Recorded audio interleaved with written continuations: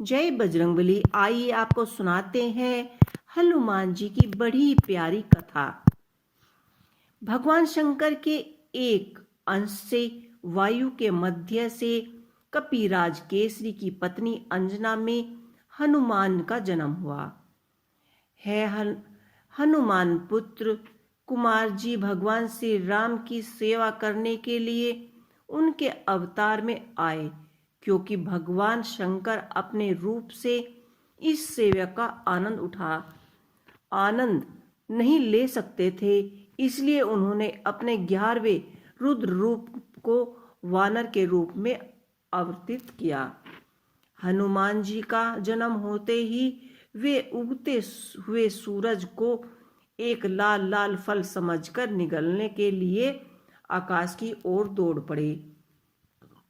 उस दिन सूर्य ग्रहण का समय था और राहु ने देखा कि कोई अन्य व्यक्ति सूर्य को पकड़ने की कोशिश कर रहा है। इस पर राहु ने उसे आने वाले व्यक्ति को पकड़ने का प्रयास किया, लेकिन जब वायु पुत्र हनुमान उनके पास पहुंचे तो राहु डर कर भाग गए। राहु ने इंद्र से बुलाया। जब वह ऐरावत पर आए तो पवन कुमार ने उनको देखकर एक बड़ा सफेद फल समझकर उसको पकड़ लिया। इस पर देवराज घबरा गए और उन्होंने ऐरावत पर ब्रज युद्ध से हमला किया। ब्रज से उनकी हनु पर चोट लगने से वह थोड़ी सी टेढ़ी हो गई। इसके कारण उन्हें हनुमान जी कहा जाने लगा। जब ब्रज लगा तो हनुमान जी जमकर गिर पड़े। उनको देखकर वायुदेव बहुत रोषित हो गए और उन्होंने अपनी गति बंद कर ली। इससे देवता भी बेहद चिंतित हो गए। अंत में सभी लोकपालों ने हनुमान को अमरता और अग्नि जल वायु आदि से सुरक्षित रहने का वरदान दिया, जिससे वायुदेव खुश हो गए और वृक्षों को आसानी से तोड़ देते थे और आश्रम की वस्तुओं को व्यस्त कर देते थे। इसी कारण ऋषियों ने उन्हें श्राप दिया, तुम अपनी शक्ति का अहंकार करते हो, तब तुम बदला हो जाओ। जब कोई तुम्हें याद करे, जब ही तुम्हें अपनी शक्ति का अहमान समझ में आएगा। इसके बाद से ही हनुमान एक साधारण वानर की तरह रहने लगे। माता के आदेश पर वे सूर्य नारायण के पास गए और वेदना और अन्य शास्त्रों का अध्ययन किया। इसके बाद आकर सुग्रीव के साथ रहने लगे। किष्किंधा में सुग्रीव ने उन्हें अपने निजी सचिव बना लिया। जब बाली ने सुग्रीव को मार दिया तो हनुमान ने सुग्रीव के साथ बने रहे। सुग्रीव ने साथ रहने वाले अपने साथी ऋषि मुख पर रहते थे। जब वह बचपन में थे तो बार बार माता अंजना से यह गुजारिश किया करते थे कि वे अनित रामचरित्र कथा को सुनेंगे। उन्होंने अध्ययन के समय वेदों के पुराणों में श्री राम की कथा को पढ़ा था। जब वे किष्किंधा पहुँचे तो उन्हें पता चल गया कि परमात्मा ने अयोध्या में अवतार धारण किया है। जब वे बड़ी बेवती से अपनी स्वामी के दर्शन की प्रतीक्षा करने लगे, वे बहुत ही व्याकुल होने लगे और उन्हें अपने प्रभु के दर्शन पाने की इच्छा होने लगी। श्री हनुमान जी का जन्म से माया के बंधनों से पूरी तरह से ये अलग थे। वे हमेशा अपने प्रेम स्वामी श्री राम के ध्यान में लगे रहते थे। एक दिन श्री राम अपने छोटे भाई लक्ष्मण के साथ रावण के दरबार द्वारा सीता जी के अपहरण के समाचार से विचलित हो गए। उन्होंने सीता जी को ढूंढने का निश्चय किया और ऋषिमुख पर्वत पर जा पहुँचे। सुग्रीव थोड़े से चिंतित थे क्योंकि वे सोच रहे थे कि बाली ने उन्हें अपने जीवन को खतरे में क्यों डाल दिया है। इसलिए वह हनुमान के पास जाकर स्वागत करने और जानकारी प्राप्त करने के लिए भेज दिया।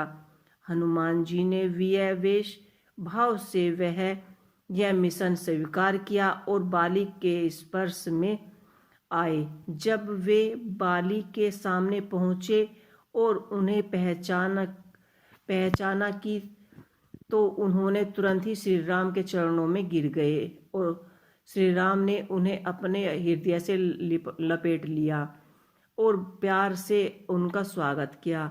उनके स्वागत के बाद हनुमान जी श्री राम जी के चरणों में के पास ही अपना स्थान बना लिया।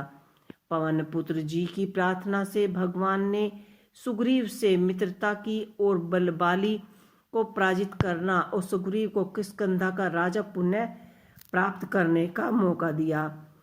जी की प्रार्थना से भगवान सुग्रीव की मित्रता और बाली की पराजय करके सुग्रीव को किष्किंधा का राजा बना दिया। राजभोग के समान सुग्रीव को प्रम देखकर हनुमान जी ने सोचा कि सीता की खोज में उनकी मदद करना आवश्यक है।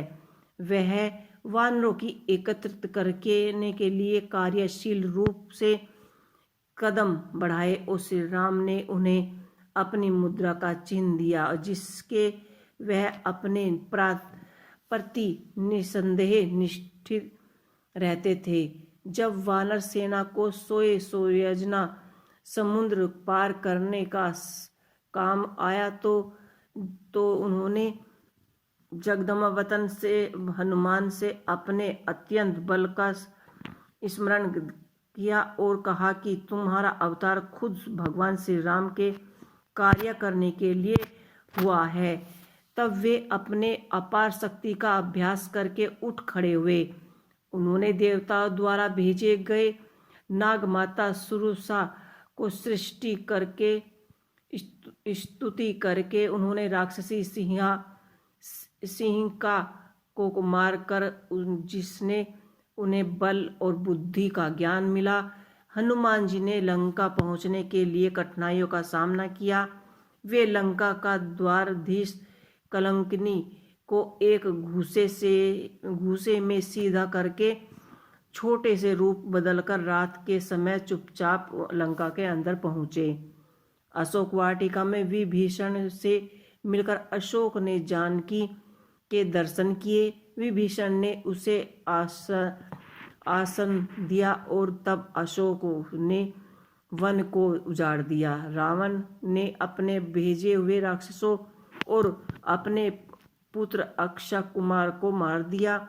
मेघानंदन और ब्रह्मास्त्र से बांधकर उन्हें राज्यसभा में ले आए। पवन पुत्र जी ने वहां पहुंचकर रावण अभिमान को छोड़कर भगवान की शरण लेने की महत्वपूर्ण सीख दी। राक्षस राज की आज्ञा से उनकी पूंछ में आग लगा दी गई। उन्होंने इस आग से सारी लंका को जला दिया। फिर सीता जी से चिन्ह स्वरूप चूड़ामणि को लेकर भगवान के पास लौट आए। समाचार के अनुसार श्री राम ने युद्ध के लिए प्रस्थान किया। उन्होंने समुद्र पर सेतु बांध युद्ध हुआ और आखिरकार रावण ने अपने सभी अनुचर बंधु बांधवों के साथ हार मानी। युद्ध में श्री राम पवन जी का परम क्रम, उनकी बहादुरी और उनकी वीरता सबसे ऊपर थी। वानर सेना के मुश्किल समय में वे हमेशा मददगार रहे। राक्षस उनके गर्जन से डरते थे। जब लक्ष्मण जी को मेघनाथ की शक्ति से मूर्छित हो गए तब हनुमान जी ने मार्ग में ही पाखंडी कालिनेमि को मार गिराया और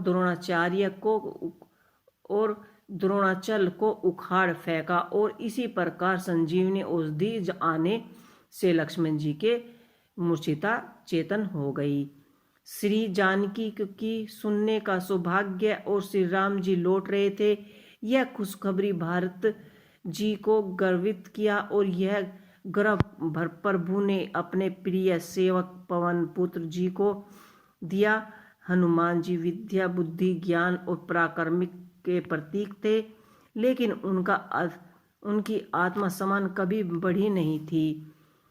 वे अकेले लंका को जलाकर और रावण का सामना किया और प्रभु के पास आए तो प्रभु ने पूछा कि तुमने ऐसा कैसे किया। तब तुमने त्रिभुवन विजय रावण की लंका को कैसे जलाया।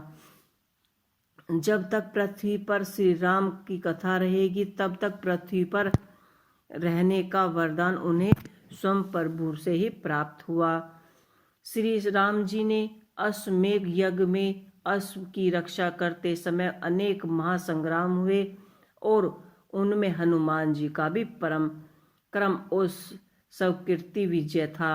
एक बार हनुमान जी ने उस माला को उलट पलट कर दिया, फिर उसके एक एक रत्न को निकालकर उसने ब्रजदर्श दांतों से तोड़ तोड़ कर देखने लगे। उन्होंने ऐसा करते देख विभीषण जी ने पूछा कि हनुमान जी, आप इन अमूल्य रत्नों को क्यों नष्ट कर रहे हो।